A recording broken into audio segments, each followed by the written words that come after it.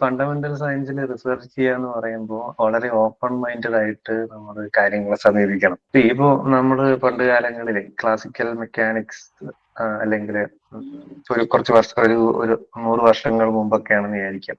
ആ സമയത്ത് നമ്മൾ കൂടുതൽ ഡിറ്റർമിനിസ്റ്റിക് ആയിട്ടുള്ള ഒരു വേൾഡിനെ കുറിച്ചാണ് പറഞ്ഞുകൊണ്ടിരുന്നത് അല്ലെ. നമുക്ക് കൃത്യമായിട്ട് കാര്യങ്ങളെ മെഷർ ചെയ്യാൻ പറ്റുന്ന ഒരു വേൾഡ്. അപ്പോഴാണ് ഈ ക്വാണ്ടം മെക്കാനിക്സ് ഒക്കെ വരുന്നത്. അപ്പൊ ക്വാണ്ടം റിയാലിറ്റി എന്ന് പറയുന്നത് അക്സെപ്റ്റ് ചെയ്യാൻ വളരെ ബുദ്ധിമുട്ടായിരുന്നു ചില ആൾക്കാർക്ക്. ക്വാണ്ടം റിയാലിറ്റി പറഞ്ഞാൽ ഇത് അവിടെ ഉണ്ടാവാം ഇവിടെ ഉണ്ടാവാം അല്ലെ, പല വാല്യൂസ് ഉണ്ടാവാം ഒരു സമയത്ത് തന്നെ.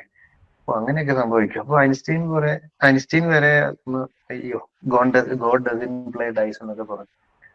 അപ്പൊ ഐൻസ്റ്റീന് പോലും അത് കൃത്യമായിട്ട് അംഗീകരിക്കാൻ പറ്റിയിരുന്നില്ല. പക്ഷെ നമുക്ക് കൃത്യമായിട്ട് ക്വാണ്ടം മെക്കാനിക്സ് ഉപയോഗിച്ചിട്ട് എക്സ്പെരിമെന്റുകൾ ചെയ്യാനും കാൽക്കുലേഷൻസ് ചെയ്യാനും അത് കൃത്യമായിട്ട് നല്ലൊരു എന്താണ് വെൽ എസ്റ്റാബ്ലിഷ്ഡ് ആയിട്ട് തിയറി ആയിട്ട് മാറി. അപ്പൊ ക്വാണ്ടം റിയാലിറ്റി വേറെയാണ്, ക്ലാസിക്കൽ റിയാലിറ്റി വേറെയാണ്. അപ്പൊ ക്വാണ്ടം റിയാലിറ്റി അതുപോലെ അംഗീകരിക്കുക എന്നുള്ളതാണ് കമ്മ്യൂണിറ്റി ചെയ്തത്. ഇപ്പോഴും അതിന്റെ ഡിബേറ്റുകൾ നടക്കുന്നുണ്ട്. പക്ഷേ ഒരു പറ്റം സയന്റിസ്റ്റുകൾക്ക് അത് അംഗീകരിക്കാൻ പറ്റിയിരുന്നില്ല, അല്ലെങ്കിൽ ആൾക്കാർക്ക് അത് അംഗീകരിക്കാൻ പറ്റിയിരുന്നില്ല. അങ്ങനെ സംഭവിക്കാൻ സാധ്യതയില്ലല്ലോ. അത് അംഗീകരിച്ചേ പറ്റത്തുള്ളൂ, കാരണം അങ്ങനെയാണ് വേൾഡ് ബിഹേവ് ചെയ്യുന്നത്.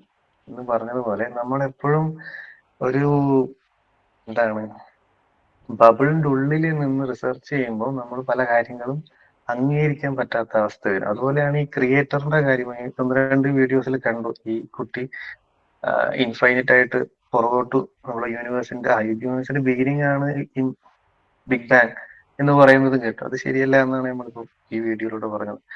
അതുപോലെ തന്നെ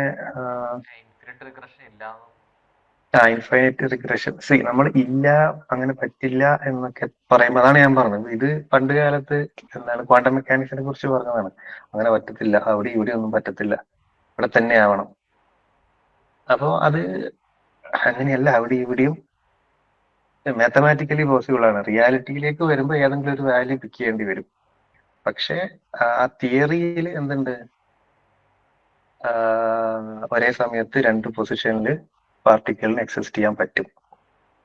അതൊരു ക്വാണ്ടം റിയാലിറ്റിയാണ്. അത് നമുക്ക് ചെക്ക് ചെയ്യാം അങ്ങനെ പറ്റുമോ എന്നുള്ളത്. അപ്പൊ അത് അംഗീകരിച്ചേ പറ്റത്തുള്ളൂ. എന്ന് പറഞ്ഞതുപോലെ നമ്മളിപ്പോ പുറകിലേക്ക് പോകുമ്പോൾ ഒരു ക്രിയേറ്ററെ ആവശ്യമുണ്ട് എന്ന് നമ്മൾ ഒരു സ്റ്റാൻഡ് എടുക്കുന്നത് ഒരു ഫിസിസിസ്റ്റ്, അല്ലെങ്കിൽ വളരെ ക്യൂരിയസ് ആയിട്ട് ഫിസിക്സ് ചെയ്യുന്ന, അല്ലെങ്കിൽ യൂണിവേഴ്സ് എങ്ങനെ ഉണ്ടായി എന്നൊക്കെ ആലോചിക്കുന്ന, അതിനുവേണ്ടി റിസർച്ച് ചെയ്യുന്ന ആൾക്കാർക്ക് പറ്റിയ ഒരു സ്റ്റാൻഡ് അല്ല.